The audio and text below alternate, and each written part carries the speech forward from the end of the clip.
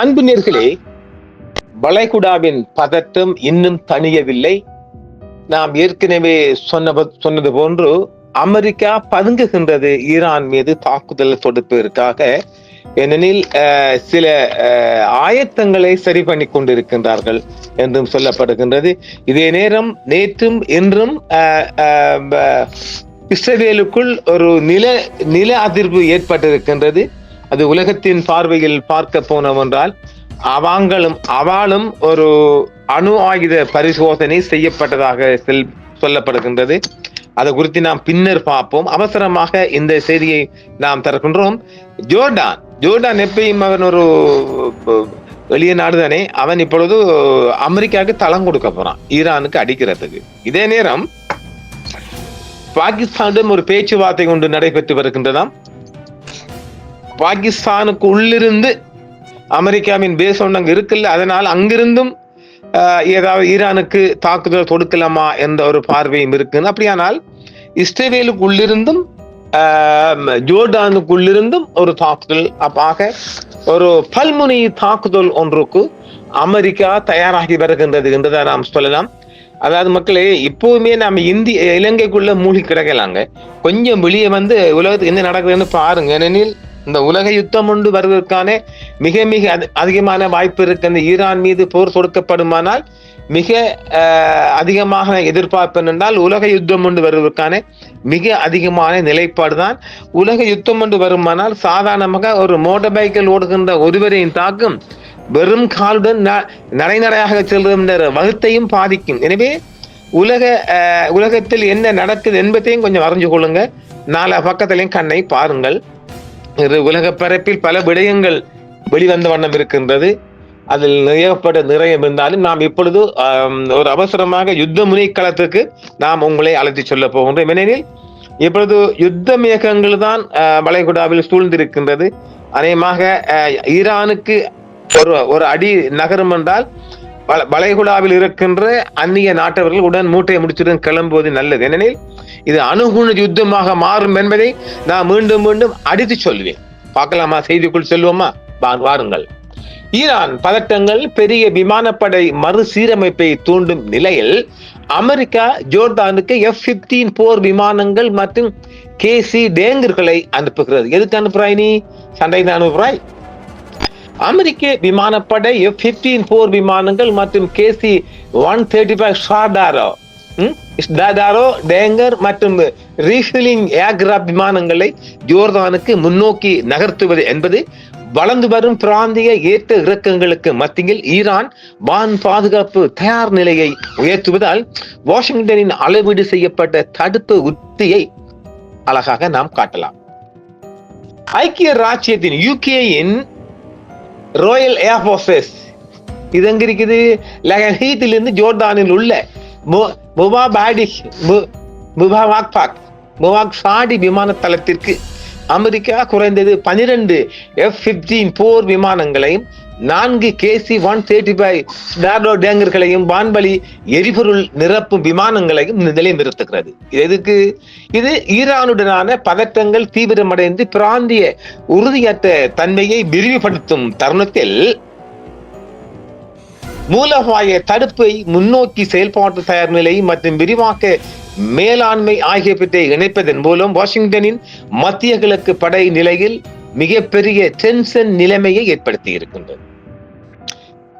திறந்த மூலோபாய உளவுத்துறை விமான கண்காணிப்பு தரவு மற்றும் ஐரோப்பிய மற்றும் மத்திய தரைக்கடல் வான்வழி முழுவதும் கவனிக்கப்பட்ட டேங்கர் ஆதரவு படகு சுய விவரங்கள் மூலம் உறுதிப்படுத்தப்பட்ட இந்த மறு பயன்பாடு ஈரானின் ஏவுகணை ட்ரோன் மற்றும் வான் பாதுகாப்பு படைகளை உள்ளடக்கிய புவிசார் அரசியல் ஏற்ற இறக்கத்தின் காலங்களில் முன்னோக்கி சார்ந்த தந்திரோபாய விமான சக்தி ஒரு சந்தை பொறிமுறையாகவும் தற்செயல் நிகழ்வுகளை செயல்படுத்தும் கருவியாகவும் பயன்படுத்தும் ஒரு கோட்பாடு ரீதியாக நிலையான அமெரிக்க அணுகுமுறையை காட்டுகிறது.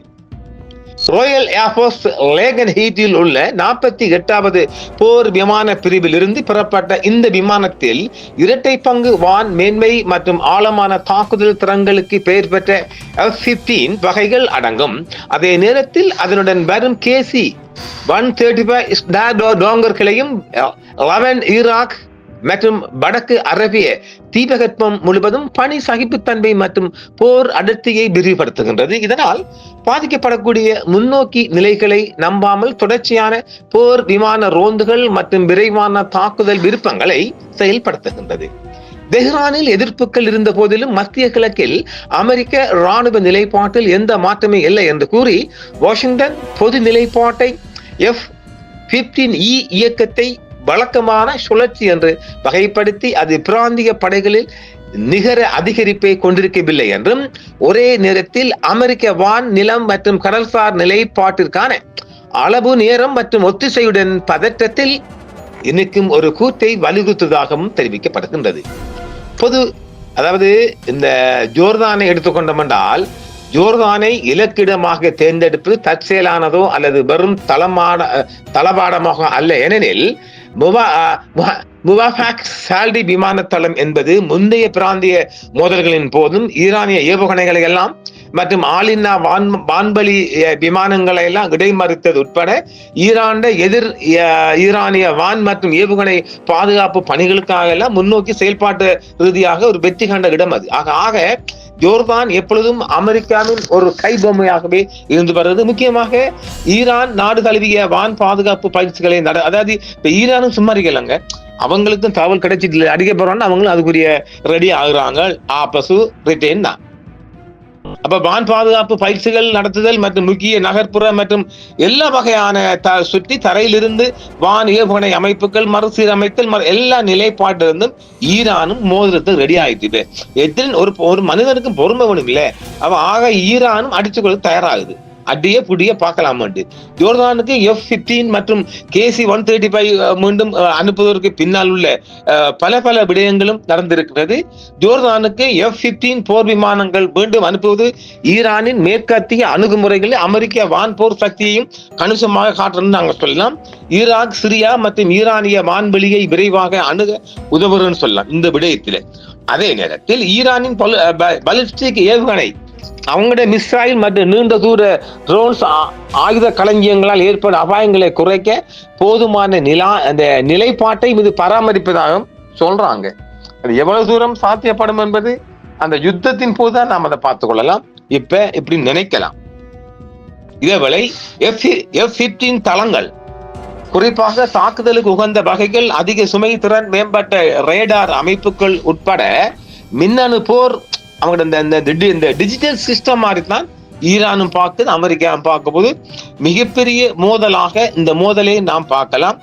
2025 ஆண்டில் ஈரானிய அணுசக்தி நிலையங்களுக்கு எதிரான அமெரிக்க நடவடிக்கைகளுக்கு முன்னதாகவே கடைசியாக ஒப்பிடக்கூடிய டேங்கர் அணி திரட்டல் வரவிருக்கும் உயர் தீவிர விமான நடவடிக்கையின் மிகவும் நம்பகமான குறிகாட்டிலும் ஒன்றாக இந்த எரிபொருள் நிரப்பும் விமானங்கள் செயல்படுகின்றன என்றும் ஒரு பகுப்பாய்வு செய்யப்படுகின்றது.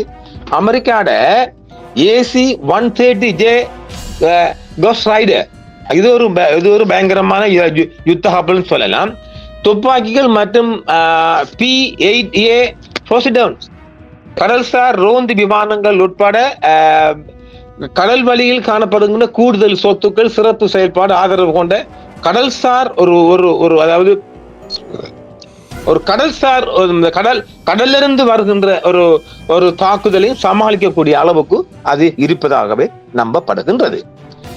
அதாவது அதிலிருந்து இன்னொரு விடயம் என்னென்றால் இந்த P-8A போசிடவுன் கடல்சார் இந்த ரோந்து கப்பலானது உளவுத்துறை உளவு கண்காணிப்பு கவரேஜ் ஆகியவற்றை உடனே ஒரு ஸ்பாட்ல செய்து அது 4 விடயங்களை உள்ளடக்கி மிகப்பெரிய ஒரு போர் விமானம் என்றும் நாம் அதை சொல்லலாம், போர்க்கப்பல் நாங்கள் சொல்லலாம்.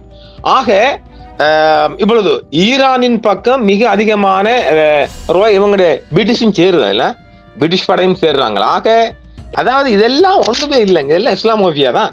தற்போதைய மறுசீரமைப்பு ஈரான் தொடர்பான நெருக்கடிகளுக்கு முந்தைய அமெரிக்க பதில்களை நெருக்கமாக பிரதிபலிக்கிறது. இதில் இஸ்ரேல் ஈரான் பதட்டங்கள் அதிகரிப்பதற்கு மத்தியில் அக்டோபர் 2024 மற்றும் ஜூன் 2025 ஜோர்தானுக்கு F-15Eகளின் அதிகரிப்பு அடங்கும். அந்த ஜோர்தான் தான் எல்லாத்துக்கும் ஒரு தளமாக, அமெரிக்க தளமாக பயன்படுத்த போறாங்கன்னு தான் சொல்லப்படுது. இது அமெரிக்கா மலியும்.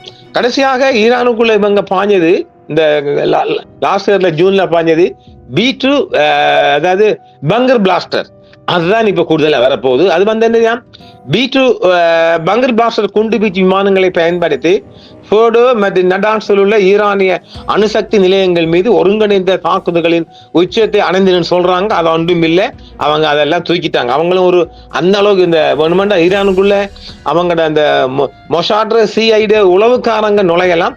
இந்த விடயங்களை ஈரான் மிகவும், அதாவது என்னது, கண்ணுல வெண்ண விட்டு ஆட்டுற மாதிரி தான் அவங்க கொஞ்சம் அலர்ட்டா இருக்காங்க, அலர்ட் ஆர்வமா இருக்கிறாங்க. அதுக்கு நாங்க வாழ்த்தலாம்.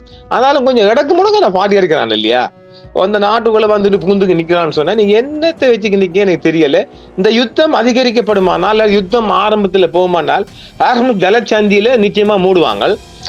சந்தியில் ஏற்படும் எந்த ஒரு இடையூறும் மத்திய கிழக்கு எரிசக்தி ஓட்டங்களை பெரிதும் சார்ந்துள்ளன. ஆசிய பொருளாதாரங்களை நேரடியாக பாதிக்கும். இது அமெரிக்க தடுப்பு முயற்சியின் மூலோபாய முக்கியத்துவத்தை அதிகரிக்கும். அதாவது இந்த சண்டை ஒன்று அதிகரிக்குமானால் உலக நாடு முழுவதுக்கும் எண்ணெய் ஏற்றுமதி ஸ்தம்பிதம் அடையும். ஒரு மாதம் இந்த யுத்தம் தாக்கு பிடிக்குமானால் இலங்கை எரிபொருளே கிடையாது. என்ன கேட்டால் ஒரு இலங்கை மக்களுக்கு நான் அறைகூவல் விடுக்கின்றேன். ஈரான் யுத்தம் ஆரம்பித்தவுடன் இந்த வாகன ஓட்டுநர்கள் உடனடியாக எரிபொருளை சேமித்துக் கொள்ளுங்கள். அது தொடரலாம், அது சொல்ல தெரியாது எந்த அளவுக்கு தாக்கு பிடிக்குமோ தெரியல. ஒரு மாசம் இலங்கை ஸ்டாக் ஒரு மாசம் தான் தாக்கு பிடிக்கும் எரிபொருள். அப்படியானால் நாம் எரிபொருளை சேமிக்க வேண்டிய ஒரு கட்டாய நிலைப்பாட்டுக்கு வரும். அநேகமாக இது 2 வாரத்துக்கு நடக்கக்கூடிய சாத்தியக்கூறு இருக்கின்றது. பார்க்கலாம். நாம் என்ன சொன்னாலும் இறைவனின் தீர்ப்பு ஒன்றும் இருக்கும் இல்லையா. ஏனெனில் அத்தனை தமிழக யூடியூபர்ஸ் எல்லாம் சொன்னது ஈரானுக்கு அந்த அடிக்கிறான் இந்த அடிக்கிறான் அந்த அடிக்கிறான், ஈரான்ட கதை முடிஞ்சு, ஈரான்ட சுப்ரீம் லீடர் கதை முடிஞ்சுன்றான் சொன்னால் இப்ப அவனுக்கு எல்லாம் வயிறு எரியும். தண்ணியால் ஊத்துங்கடா, ஏன்னா ஒன்று நடக்கலையே, ஜஸ்ட் மிஸ்ஸிங் என்ன மாதிரி. எனவே யுத்தம் நாம் ஒருபோதும் ஆசைப்படுவதில்லை, ஆனால் நடக்கும். அதாவது நாங்க இந்த செய்தியை பரிமாறும் ஒரு டிரான்சாக்சன் ஏஜென்ட் தான். அதுக்காக நாங்க கையால மடியில் எதையும் போட்டு வர முடியாதுங்க. இதை நீங்க முதல்ல புரிஞ்சு கொள்ளுங்க. உலகத்தில் 1000 சம்பவம் நடக்கும், அதையெல்லாம் அழிவர முடியாது. நமக்கு எது அவசியமாப்படுதோ அந்த செய்தியை மாத்திரம் நாம காவி வரலாம். நாங்க ஒரு காந்தம், அவ்வளவுதான். அதுக்கு மேல எங்களால் சொல்ல முடியாங்க. எங்களை நாடி வருகின்ற இலங்கை செய்தியை உங்களுக்கு தருவோம். நாங்க தேடி சென்று உலக செய்தியை தரலாம். ஆக நம்ம இன்னும் தமிழ்நாட்டுக்குள்ள போகலைங்க. தமிழ்நாட்டுக்கு நிறைய பெண்டிங் கேஸ் இருக்குதான், நிறைய ஏராளமான கேஸ் இருக்கு, நியூஸ் இருக்கு. நமக்கு அதுக்குரிய நேரம் போதாமையினால் ஏகப்பட்ட செய்திகள் பெண்டிங்காவே இருக்கின்றது. ஏனெனில் உலக பரப்பிலும் அது அவசரமான சம்பவம் நடக்குது. இலங்கைக்குள்ளே இலங்கையில ஒரு 3 நாளா ஒன்றும் இல்லை. அப்படா நமக்கு நிம்மதியா போச்சு. ஆக வளைகுடாவில் ஒரு போர் பதற்றம் படை சூழல் இருக்கு.